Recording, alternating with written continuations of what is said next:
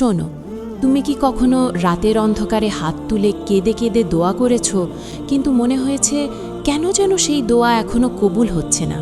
বুকটা ভেঙে যায়, মনে হয় আল্লাহ কি আমার কথা শুনছেন না? যদি এমনটা তোমার সাথেও হয়ে থাকে, তাহলে আজকের এই ভিডিওটা 1 সেকেন্ডের জন্যও স্কিপ করো না, কারণ আজ আমি এমন 7টি গোপন কারণ বলবো যা অনেকেই জানে না, কিন্তু এই কারণগুলোর জন্যেই আমাদের দোয়া দেরিতে কবুল হয়। আল্লাহ তাআলা কোরআনে বলেন, তোমরা আমাকে ডাকো, আমি তোমাদের ডাকে সাড়া দেব। কিন্তু প্রশ্ন হলো, তাহলে দেরি কেন? কোথায় বাধা? কি এমন ভুল আমরা করছি যা বুঝতেই পারছি না? আজকের এই ভিডিওতে আমরা কুরআন ও সহিহ হাদিসের আলোকে সেই রহস্যগুলো খুলে বলবো। এমন কিছু সত্য যা তোমার চোখে পানি এনে দেবে আর হৃদয়কে কাঁপিয়ে দেবে।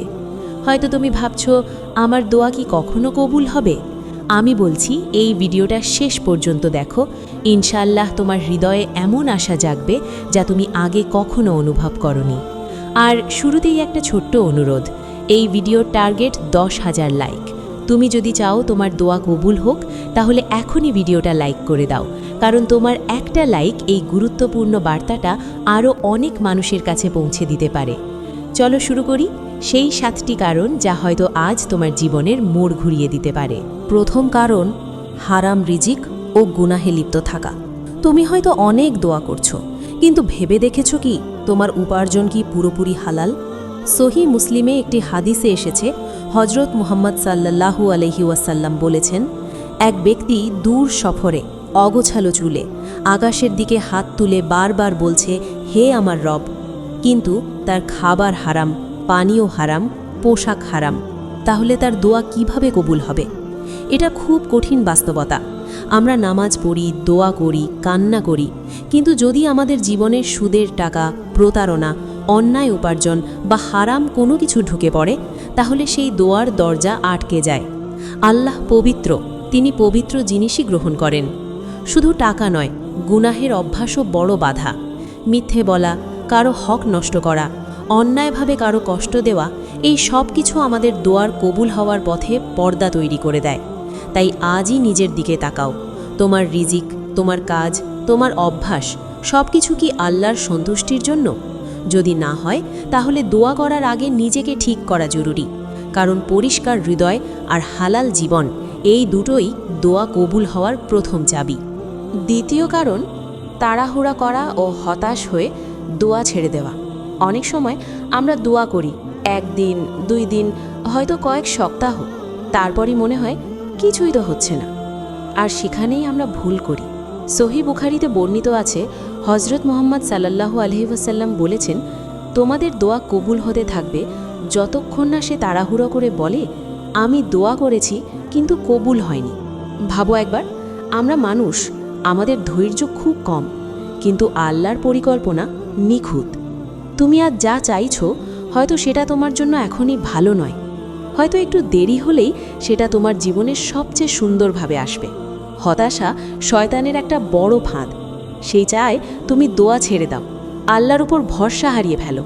কিন্তু একজন মুমিন কখনো হাল ছাড়ে না। সে জানে তার প্রতিটি দোয়া আল্লাহ শুনছেন এবং সঠিক সময় সঠিকভাবে তা কবুল করবেন।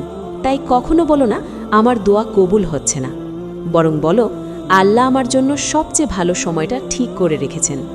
মনে রেখো, দোয়া মানে শুধু চাওয়া নয়, এটা আল্লাহর সাথে তোমার সম্পর্ক, আর এই সম্পর্ক যত গভীর হবে, তোমার দোয়ার ফল ততই সুন্দর হবে, ইনশাল্লাহ।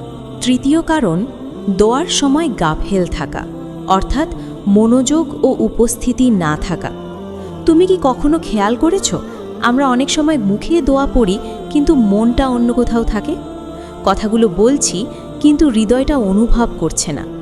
এটাই দোয়া কবুল না হওয়ার বড় একটি কারণ। একটি হাদিসে হজরত মুহাম্মদ সাল্লাল্লাহু আলাইহি ওয়াসাল্লাম বলেছেন, আল্লাহ এমন দোয়া কবুল করেন না যে দোয়া করা হয় অমনোযোগী ও গাফেল হৃদয় দিয়ে। অর্থাৎ শুধু মুখে বললেই হবে না, দোয়ার সময় তোমার মন, তোমার অনুভূতি, তোমার বিশ্বাস সব কিছু একসাথে থাকতে হবে।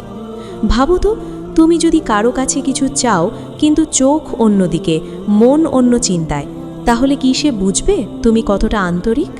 ঠিক তেমনি আল্লাহর কাছে দোয়া করার সময় যদি আমাদের মন অন্যদিকে ছুটে বেড়ায়, তাহলে সেই দোয়ার গভীরতা কমে যায়। দোয়া হলো তোমার আর আল্লাহর একান্ত কথা। এখানে কোনো তাড়াহুড়ো নেই, কোনো যান্ত্রিকতা নেই।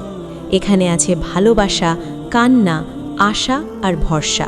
তাই পরের বার যখন দোয়া করবে, ধীরে করো, বুঝে করো, অনুভব করে করো। মনে মনে ভাবো আল্লাহ এখনই তোমার কথা শুনছেন। এই অনুভূতিটাই তোমার দোয়াকে জীবন্ত করে তুলবে। কারণ গাফেল হৃদয়ের দোয়া আকাশে পৌঁছায় না, কিন্তু আন্তরিক হৃদয়ের একটি কান্নাই আরশ পর্যন্ত পৌঁছে যায়। চতুর্থ কারণ, আল্লাহর ওপর পূর্ণ বিশ্বাস না থাকা। তুমি দোয়া করছো, কিন্তু মনের ভেতরে কি একটু সন্দেহ কাজ করছে? হবে তো? আল্লাহ কি সত্যি আমাকে দেবেন? এই লুকানো সন্দেহটাই দোয়া কবুলের পথে বড় বাধা। হাদিসে হজরত মুহাম্মদ সাল্লাল্লাহু আলাইহি ওয়াসাল্লাম বলেছেন, তোমরা আল্লাহর কাছে দোয়া করো দৃঢ় বিশ্বাস নিয়ে যে তিনি কবুল করবেন। অর্থাৎ দোয়া করার সময় তোমার মনে কোনো দ্বিধা থাকা যাবে না। তুমি যেন নিশ্চিত থাকো আল্লাহ অবশ্যই শুনছেন এবং তিনি তোমার জন্য সবচেয়ে উত্তমটাই নির্ধারণ করবেন। আমরা অনেক সময় দোয়া করি, কিন্তু ভেতরে ভেতরে হাল ছেড়ে দিই। মনে মনে ভাবি আমার ভাগ্যে নেই, আমার জন্য না। অথচ এই চিন্তাগুলোই আমাদের দোয়াকে দুর্বল করে দেয়। মনে রেখো, আল্লাহর কাছে অসম্ভব বলে কিছু নেই। তুমি যত বড় সমস্যায় থাকো না কেন, আল্লাহ তার চেয়েও বড়। তোমার একটি আন্তরিক দোয়া সব কিছু বদলে দিতে পারে, যদি তোমার বিশ্বাস অটুট থাকে। তাই আজ থেকে দোয়া করার সময় শুধু মুখে নয়, হৃদয় দিয়ে বিশ্বাস করো। মনে মনে বলো, হে আল্লাহ, আমি জানি তুমি পারো। তুমি চাইলে সবই সম্ভব। কারণ সন্দেহ দোয়াকে থামিয়ে দেয়, আর দৃঢ় বিশ্বাস দোয়াকে আকাশের দরজা পর্যন্ত পৌঁছে দেয়। পঞ্চম কারণ, দোয়ার আদব ও শিষ্টাচার না মানা। অনেক সময় আমরা দোয়া করি, কিন্তু দোয়ার সঠিক পদ্ধতি বা আদব ঠিকভাবে মানি না। আর এটাও দোয়া কবুলে দেরির একটি বড় কারণ।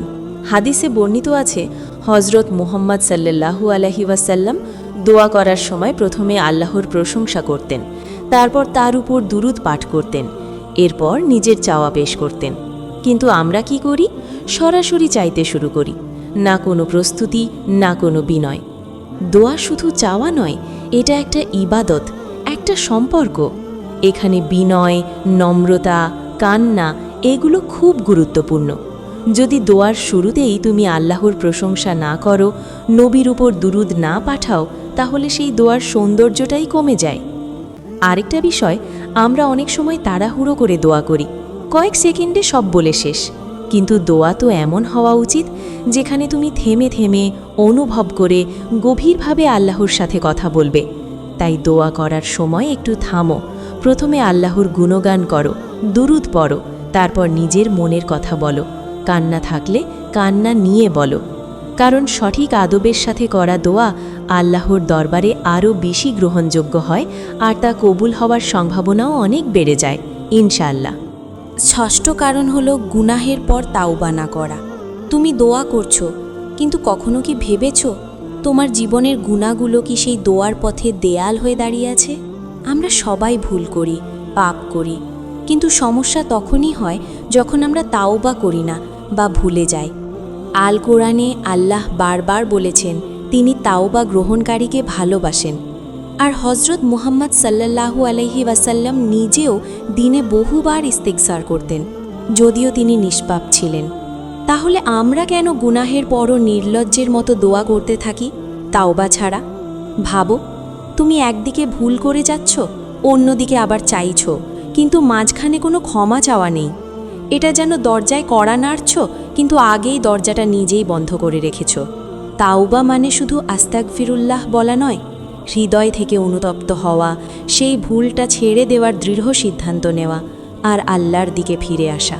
তাই দোয়া করার আগে নিজেকে পরিষ্কার করো, দুফোঁটা চোখের পানি নিয়ে বলো, হে আল্লাহ, আমি ভুল করেছি, আমাকে ক্ষমা করো।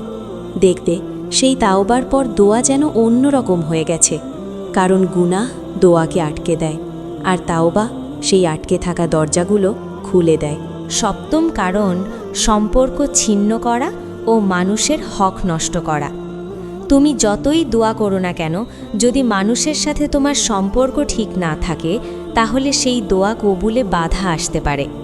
বিশেষ করে আত্মীয়তার সম্পর্ক, সিলাতুর রাহিম ছিন্ন করা, কারো হক মেরে নেওয়া, কারোর কষ্টের কারণ হওয়া, এগুলো খুব বড় প্রতিবন্ধক। হাদিসে হজরত মোহাম্মদ সাল্লাল্লাহু আলাইহি ওয়াসাল্লাম সতর্ক করে বলেছেন, যে ব্যক্তি আত্মীয়তার সম্পর্ক ছিন্ন করে তার আমল সহজে কবুল হয় না। ভাবতো, আমরা হয়তো নামাজ পড়ছি, দোয়া করছি, কিন্তু পরিবারের কারোর সাথে কথা বন্ধ, কারোর প্রতি রাগ, কারো হক নষ্ট করে রেখেছি, তাহলে সেই দোয়া কিভাবে আসমানে উঠবে? আরেকটা বিষয়, কাউকে কষ্ট দিলে, তার হক না দিলে, সেই ব্যক্তি যদি অন্তর থেকে কষ্ট পায়, তার দোয়া কিন্তু সরাসরি আল্লাহর কাছে পৌঁছে যায়। তখন আমাদের দোয়া দুর্বল হয়ে পড়ে। তাই নিজের দিকে তাকাও, কারোর সাথে কি সম্পর্ক খারাপ, কারো হক কি বাকি আছে? আজই ঠিক করে ফেলো। প্রয়োজনে ক্ষমা চাও, সম্পর্ক জোড়া লাগাও, কারণ আল্লাহকে খুশি করতে চাইলে তার বান্দাদের সাথেও সম্পর্ক ঠিক রাখতে হবে। মনে রেখো, মানুষের হক নষ্ট করে করা দোয়া আটকে যায়, আর সম্পর্ক ঠিক করে করা দোয়া দ্রুত কবুল হয় ইনশাল্লাহ। প্রিয় ভাই ও বোন, এতক্ষণে তুমি বুঝতে পেরেছ দোয়া কবুল না হওয়ার পেছনে শুধু দেরি না, বরং আমাদের জীবনের কিছু লুকানো ভুলই বড় কারণ। হালাল হারাম, ধৈর্য, মনোযোগ, বিশ্বাস, দোয়ার আদব, তাওবা আর মানুষের সাথে সম্পর্ক, এই 7টি বিষয় ঠিক না থাকলে দোয়া আকাশে উঠতেই পারে না। কিন্তু একটা কথা মনে রেখো, আল কোরআনে আল্লাহ বলেন, নিশ্চয়ই আমি আমার বান্দার ডাকে সাড়া দিই যখন সে আমাকে ডাকে। অর্থাৎ আল্লাহ কখনোই তোমাকে অবহেলা করেন না। হয়তো তিনি তোমাকে পরীক্ষা করছেন, হয়তো আরও ভালো কিছু দেওয়ার জন্য অপেক্ষা করাচ্ছেন, কিংবা তোমার দোয়াকে আখিরাতের জন্য জমা রাখছেন। তাই কখনোই হতাশ হইও না। আজ থেকেই নিজেকে বদলাও, নিজের দোয়াকে আরও সুন্দর করো। কান্না নিয়ে, বিশ্বাস নিয়ে, পরিষ্কার হৃদয় নিয়ে আল্লাহর কাছে ফিরে আসো। হয়তো আজ রাতেই তোমার সেই বহুদিনের দোয়া কবুল হয়ে যাবে, কে জানে। কারণ আল্লাহর দরবারে দেরি আছে, কিন্তু অস্বীকার নেই। শেষ পর্যন্ত দেখার জন্য ধন্যবাদ। যদি এই ভিডিওটা তোমার হৃদয় ছুঁয়ে যায়, তাহলে অবশ্যই লাইক করো, শেয়ার করো আর কমেন্টে লিখো আমিন, যাতে তোমার দোয়াও কবুল হয় ইনশাল্লাহ।